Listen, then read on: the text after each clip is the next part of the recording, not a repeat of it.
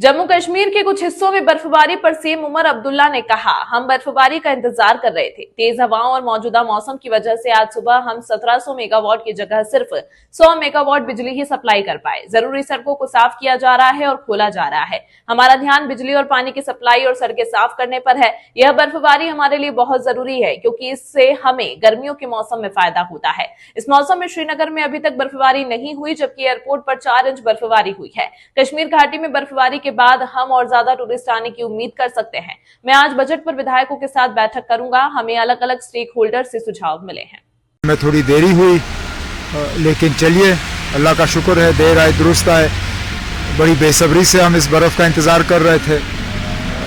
हालांकि मौसम के बाद नुकसान काफ़ी हुआ है।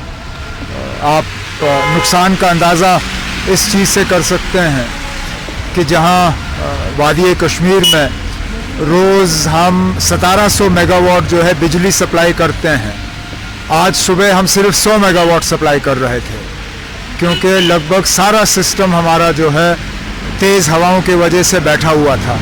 लेकिन आहिस्ता आहिस्ता अब डिपार्टमेंट वाले जो हैं बिजली के निज़ाम को दुरुस्त कर रहे हैं और उम्मीद की जाती है कि जल्द से जल्द जो है बिजली का सप्लाई जो है वो रिस्टोर किया जाएगा। उसके साथ साथ सड़कों को, जो प्रायोरिटी रोड्स हैं, पहले उनको खोल दिया जा रहा है, उसके बाद बी रोड, सी रोड्स, लेकिन एक एक करके जो है सारी सड़कें जो है जोड़ दी जाएंगी। फोकस बिजली, सड़क और उसके बाद पानी पे है, बाकी चीज़ें बाद में। तो काफ़ी इम्पोर्टेंट है ये समूह हमारे लिए। नहीं, बहुत है, क्योंकि जो हमें सर्दियों में बर्फ़ का जो है हमें बर्फ़ मिल जाती है, उसी चीज़ का हमें गर्मियों में फ़ायदा होता है। अगर सर्दियों में, खासकर चिले कलान में जो हमें बर्फ़ मिलती है, उसका हमें गर्मियों में फ़ायदा होता है। इसके बाद बर्फ़ पड़ती है तो वो अचानक पिघल जाता है। तो शुक्र है कि इस महीने ये बर्फ़बारी हमें मिली है और अल्लाह से दुआ करते हैं कि और बर्फ़ पड़े। श्रीनगर को बर्फ़ नहीं मिली। अब आप देखिए ना, क्या अजीब मौसम है। पूरे वादी कश्मीर में बर्फ़ पड़ी, यहाँ तक कि एयरपोर्ट में 4 इंच बर्फ़बारी हुई, लेकिन ये हिस्सा श्रीनगर का जो है बर्फ़ से महरूम रहा। उम्मीद करते हैं कि श्रीनगर में भी बर्फ़ हो गई। एमएलएज के साथ बजट पे डिस्कशन हो रहा है सर। अभी तो एमएलएज के साथ आज दोपहर को शुरू होगी। अभी सुबह जो स्टेक होल्डर्स हैं, industry, horticulture, agriculture, tourism, higher education,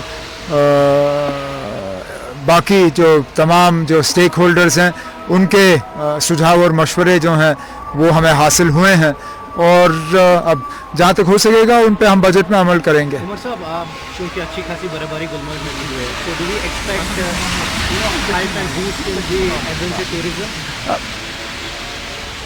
ये तो जाहिर सी बात है कि बर्फ़ के बाद टूरिस्टों का हम आना जाना जो है उसकी और हम उम्मीद कर सकते हैं।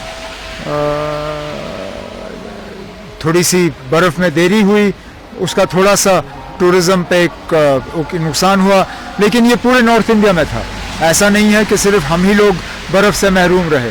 उत्तरांचल, हिमाचल, सब जगह जो हैं उनमें इस बार बर्फ़बारी नहीं हुई, लेकिन आज अच्छी खासी जो बर्फ़बारी हुई है, सुना है गुलमर्ग में 2 फुट से ज़्यादा बर्फ़ पड़ी है।